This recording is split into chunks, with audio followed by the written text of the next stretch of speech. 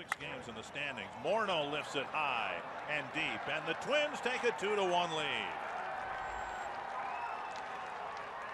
Back-to-back home runs. Willingham and Morneau. Justin hitting his 14th home run of the year. Looked like a slider that Justin got underneath it and hit it a long way.